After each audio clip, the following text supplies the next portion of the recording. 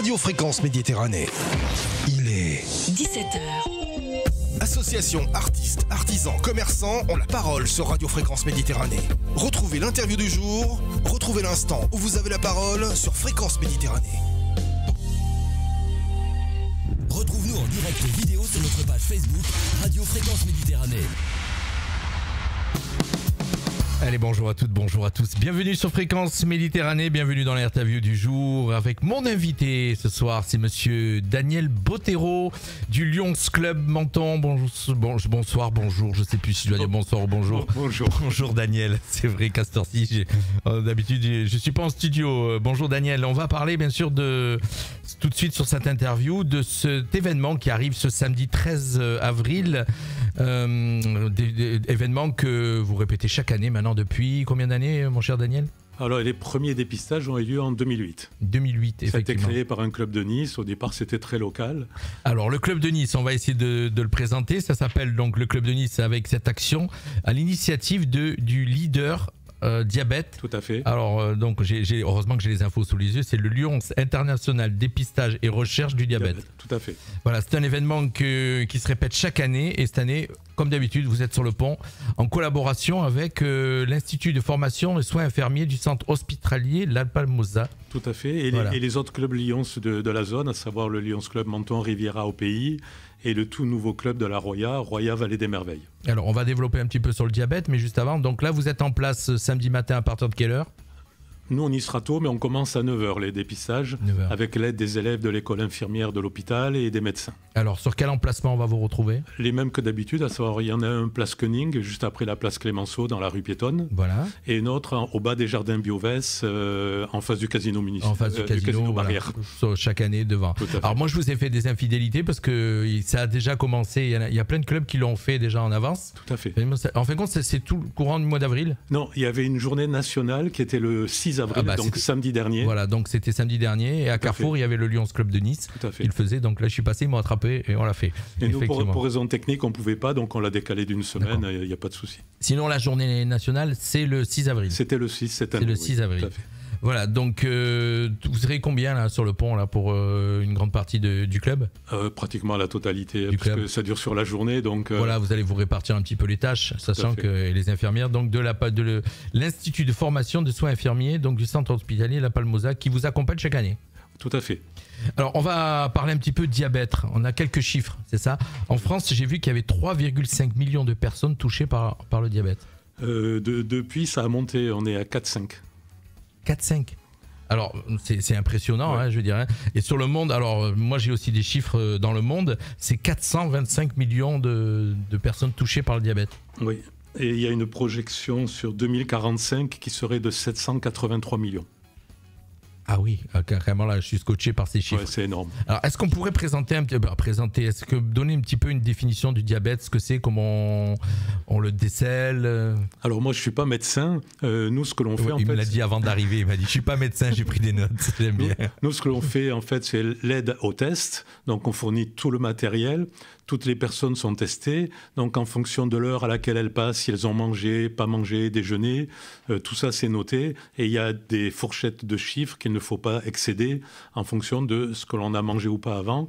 Et au moment où ça dépasse le seuil maximum, il y a un médecin qui est présent, qui va prendre en charge la personne et lui conseiller, lui remettre un courrier à remettre à son médecin, parce que lui il ne peut rien faire, c'est pas le médecin traitant.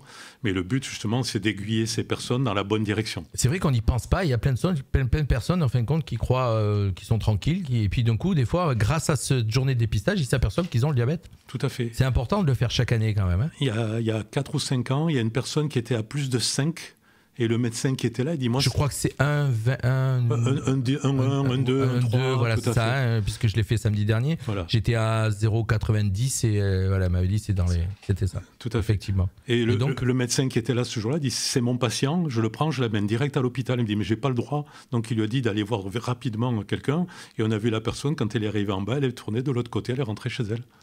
Ah d'accord, oui, carrément.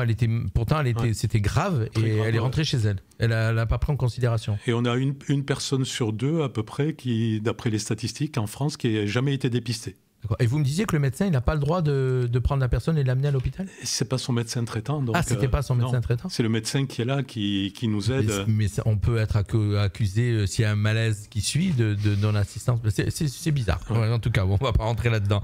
On va rappeler que le diabète, c'est un excès chronique de glucose dans le sang. Tout à fait. Et pareil, j'ai quelques chiffres aussi. 1,7 million d'euros alloués à la recherche en 2023 pour le diabète. Tout à fait. Est-ce qu'on avait les mêmes chiffres ? Oui. Et par contre, moi j'ai le chiffre aussi du coût vis-à-vis de la Sécu. Alors, c'est de plus de 9 milliards d'euros. Que ça coûte à la Sécu. Le coût du diabète par rapport à la maladie et toutes les conséquences, parce que malheureusement... c'est surtout les conséquences qui coûtent le plus cher. Entraîne plein d'autres pathologies. Alors le diabète, il y a plusieurs causes et traitements. Donc on le dit, le diabète, en fin de compte, le sucre déjà c'est un fournisseur d'énergie pour le corps et est transformé dans les cellules par l'insuline, une hormone. Le diabète se développe quand ce processus est perturbé. Voilà, on donne un petit peu la définition. Et les causes et les possibilités de traitement varient d'un type à l'autre. Tout à fait, parce qu'il y a 3 types de diabète en fait. Les diabètes de type 1, type 2 et les diabètes dits rares. Voilà, alors type 1, je l'ai sous les yeux, cette maladie auto-immune se produit lorsque les cellules bêta du pancréas qui produisent l'insuline nécessaire à la régulation du sucre dans le sang sont détruites par le système immunitaire. Ça, c'est le type 1. Ouais. Voilà. Type 2. C'est plus léger. Alors, type 2. Daniel, il n'est pas docteur, mais est-ce qu'il va nous le donner ? Non, j'ai pas osé prendre la définition. J'avais peur de me tromper. Alors, le type 2, c'est la cause chez les personnes atteintes de diabète de type 2. C'est le pancréas qui ne produit pas suffisamment d'insuline ou l'organisme ne peut pas l'utiliser efficacement pour convertir le sucre sanguin en énergie. Voilà, c'est ce qu'on appelle l'insulino-résistance. Insulino-résistance. Tout à fait. C'est compliqué. Ça, c'est le type 2. Et le type 3, c'est le diabète gestationnel qu'on peut avoir aussi apparemment à l'accouchement. Voilà, quand on est enceinte, si j'ai bien compris. Le diabète gestationnel survit généralement au cours du dernier trimestre de la grossesse et disparaît après la naissance. C'est cela. J'ai tout bien dit. Voilà. Donc on va parler aussi un petit peu, je profite que je vous ai avec moi Daniel. Donc là bien sûr l'événement principal c'est ce week-end, on le rappelle. Donc chers auditeurs, tous ceux qui nous suivent, n'hésitez pas à aller faire un petit tour. Donc on rappelle c'est Place Koenig ou devant le Casino Barrière à Menton, en bas des Jardins BOS. C'est gratuit. C'est gratuit. Et c'est fait par des professionnels. Voilà. Et puis ça fait pas mal. Non. Je peux vous le dire, hein, c'est une petite... toute piqûre au bout du doigt, mais qu'on sent même pas. Donc, pour être honnête, moi qui ai peur des piqûres, je le fais chaque année et on sent rien, honnêtement. Voilà, on récupère une petite goutte de sang et puis il y a un appareil qui contrôle. C'est instantané, c'est très rapide.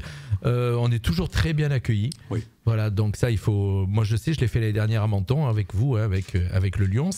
Et donc ça, c'est vraiment l'événement principal qui arrive. Mais bien sûr, on va rappeler que le Lyons, c'est pas que s'occuper du diabète. C'est beaucoup d'actions. Est-ce que vous en avez quelques-unes dans 15 jours, on a notre traditionnelle brocante du 1er mai. Alors ça, c'est une institution. C'est la 36e cette année. C'est une institution, 36e brocante. 36e, oui. Alors, on croise les doigts pour qu'il fasse beau, hein, bien sûr. Hein, parce que celle-là, elle est en plein air, elle est dans tout Menton. Tout à fait, toute la zone piétonne, les parkings autour du marché, l'esplanade côté mer. Voilà, le mail du Bastion et tout ça. Donc ça réunit combien d'années, combien de personnes, combien de stands chaque année ? Alors ça varie d'une année sur l'autre.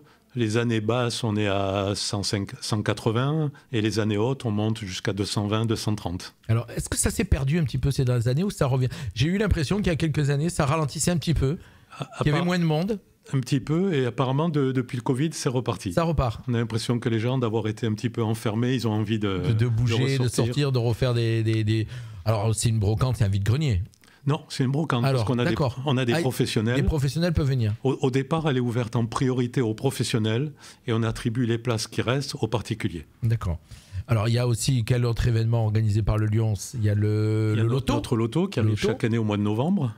Donc, ça, c'est ponctué. Donc, mais on sait que le mois de mai, c'est la brocante. Le 1er mai, tout à fait. L'été, il y a des organisations l'été ? Il y a quelque chose pendant le printemps, l'été ? Le printemps, on peut avoir au coup par coup. Bon, ça, les 3 dont on parle là, c'est des choses qui sont fixes.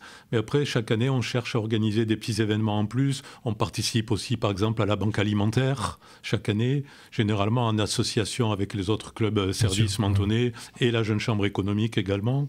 Donc, une bonne entente avec le Rotary, la Jeune Chambre économique, mais en fin de compte, vous êtes aussi, c'est des réservoirs que vous passez d'un club à l'autre souvent. Moi, je suis un ancien de la Jeune Chambre économique. Effectivement, je le sais, la Jeune Chambre économique. Tout à fait. Effectivement, la Jeune Chambre économique, on peut rester jusqu'à 40 ans. Donc après 40 ans, et si on veut rester dans des clubs services, il faut aller ou le Lions ou le Rotary. Hein, comme j'ai toujours dit en rigolant, quand on arrive à 40 ans, on nous dit, tu vois, la porte qui est ouverte, là-bas, c'est pour toi. Mais c'est très bien, je trouve. C'est la jeune chambre, effectivement, il faut laisser la place aux jeunes pour ça. Donc voilà, ça c'est les événements principaux que vous gérez le Lions. On fait un petit clin d'œil à Fabrice Pinet, qui est le directeur de cette commission du diabète, bien sûr, parce que vous avez des directeurs de commission et qui ne pouvaient pas être avec nous cet après-midi. C'est pour ça que je suis là. C'est pour ça que Daniel est là. Donc on rappelle, cet événement, c'est ce samedi 13 avril à partir de 9h. 8h30. Nous, on est là plutôt pour l'installation. 9h et jusqu'à 17h. D'autres infos, mon cher Daniel, à passer, puisque vous êtes en tant qu'affaire, vous êtes au micro. Dire qu'au niveau du club, on est 41 membres. Donc, ce qui est quand même... Qui existe depuis combien d'années, ce club? On va fêter les 70 ans cette année. Le club a 70 ans, c'est un des plus vieux de la région et relativement vieux au niveau français aussi. D'accord. Actuellement, c'est une présidente. Tout à fait. C'est Madame Patricia Favier, qui est présidente jusqu'au 30 juin. Voilà. Et...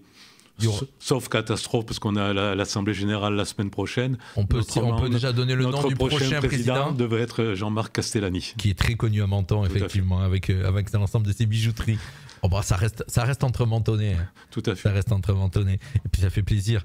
Et donc ça, et puis en même temps, la passation et les 70 ans du club. Et en même temps, un événement aussi qui aura lieu le jour même, le matin. On a un membre de notre club qui va devenir gouverneur du district, c'est-à-dire le patron de la région Côte d'Azur-Corse. De tous les Lions. Qui est Daniel Minéo, donc qui prend le pouvoir, entre guillemets, à partir du 1er juillet pour une année. Voilà, un restaurateur mentonnais bien connu, d'ailleurs qui a dirigé, je ne me trompe pas, l'association des restaurateurs mentonnais. Hein. Je ne sais pas s'il y est toujours, mais je sais qu'il y était effectivement. Ça sera le premier membre de notre club qui arrive au poste de gouverneur à 70 ans. Ah oui, quand même. Donc c'est un petit événement. Ça fait plaisir. Voilà. Alors tout ça va se passer en même temps ou c'est sur des dates différentes? Ça se passera tout le 8 mai. La passation et tout ça. Voilà, écoutez, moi je suis super content pour vous.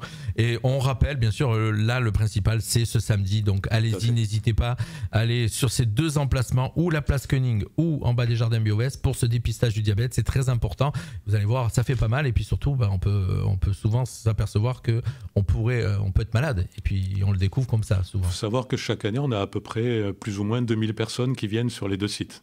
2000 personnes qui passent sur les deux sites, voilà, c'est énorme pour une population de 30 000 habitants. C'est un joli pourcentage. C'est un gros pourcentage, on n'est pas loin des 10%, vraiment. Voilà.